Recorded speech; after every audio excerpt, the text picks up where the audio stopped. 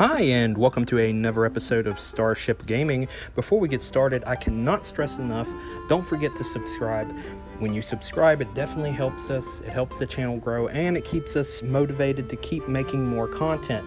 If we can't get the subscribers, we can't continue making content. So don't forget to subscribe, and of course, if you like the video, don't forget to like it, and hit the bell if you want notifications of when we make more awesome videos. Now, let's jump right into today's topic. So, lately, I've noticed a lot of articles on the internet that say something along the lines of Atari to compete against PlayStation 5 and Xbox Series X in November, or, most of them that I see, automatically jump to Atari to compete with PS5 this November, but will anybody actually buy it? Or something along those lines. And there's a couple things wrong with that. Let's kind of discuss that. The big thing is, Atari, are they actually competing with the PS5? And the answer to that is, well, yes, but actually no. Now, let me explain why, and it's a real simple thing, to be honest. While the Atari VCS actually technically is a console, or as it is put, a type of micro console, as well as the PS5 being a type of console, both consoles technically fulfill you have PS5, which is mainstream, and then you have Atari VCS, which is going to fill a very niche market, but it's not going to fulfill the needs of who you think it is. It's actually going to fulfill the needs of people who are into similar interests, like, for example, PC gaming. So it's not really out there to really try to push the big guys off the pedestal, so to speak. And the people at Atari know that. But when it's all said and done, it boils down to good old-fashioned capitalism, trying to see which company can get your money first, and pitting brother against brother for basically brand dedication. But a lot of these articles that are really saying, calling it true competition to the PS5 before anybody brings out the torches and pitchforks, it really isn't meant to compete with them. In all honesty, it's just trying to find its way in the market. Another example of that is the Intellivision Amico, another console that's more or less just trying to find its way in the market, because both consoles will fill a very niche market for certain gamers. And it's like people who are dedicated to PlayStation or Xbox, and then you have your PC gamers. They have that market that pretty much that they fill. It's like PC gaming. There is a lot more games for PC than there is for PlayStation and Xbox combined. And we can't forget Nintendo with the Switch. Nintendo, of course, doesn't have a new console coming out this year, but I could see one coming in the near future, maybe even a 4K Switch. But really, articles comparing it to the PS5 are just completely off the mark, in all honesty. And, what I'm saying really doesn't attack either or. I'm just saying, they're two completely different things. It's like comparing it's like comparing a shark to a goldfish, pretty much. They both swim in the water, but only one can swallow you whole. But whether the Atari VCS succeeds or fails in the market, we really don't know. Nobody knows. Of course, you've got the people out there that speculate and say, oh, it's going to fail upon release. Well, how do you know? Do you have the foresight to actually tell that,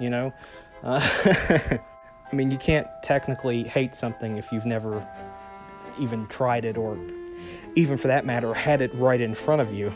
It's just not good for your mental health to hate something that you've never seen.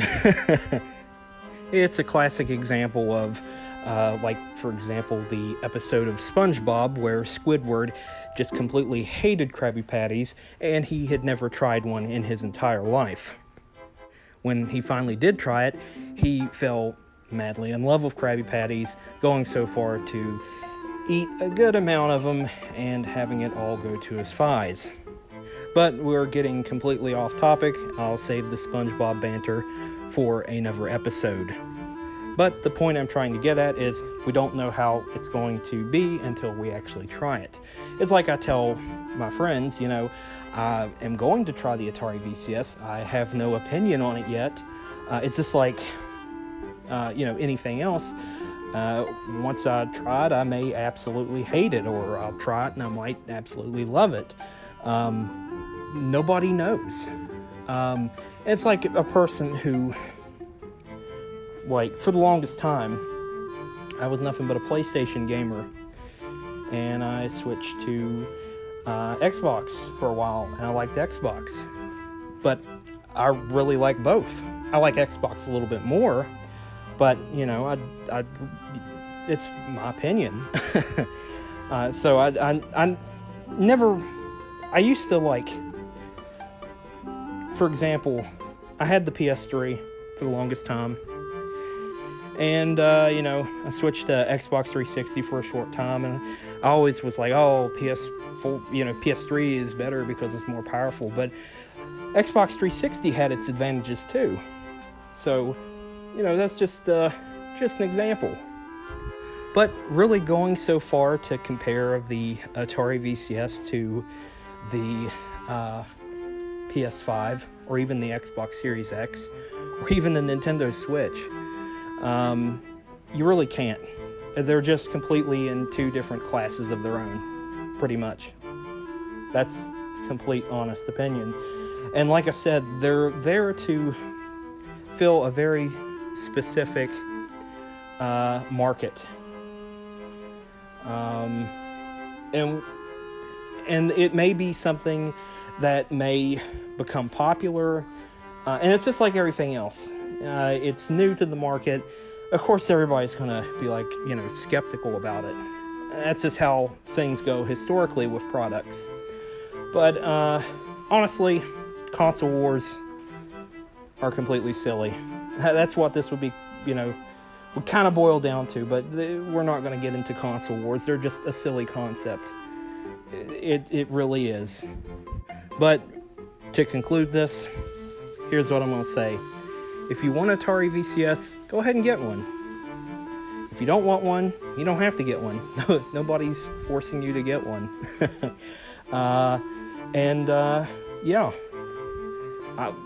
Nobody really has an opinion on it. You may have read stuff online, but that's just what other people are telling you. You don't even have to take this advice if you don't want to. But you have the ability to form your own opinion on stuff like this. I think I've reiterated this many, many times in videos. And if you like it, you like it. If you don't, you don't. It's as simple as that. Everybody at least needs to try a product once, even if it's just trying it out at a in-store kiosk. If you don't like it there, you don't have to buy it. If you want to give it a try, you can. But I'll leave you with this bit of information. And this is something that a friend of mine always says. True gamers collect everything. I'll leave it at that. Food for thought.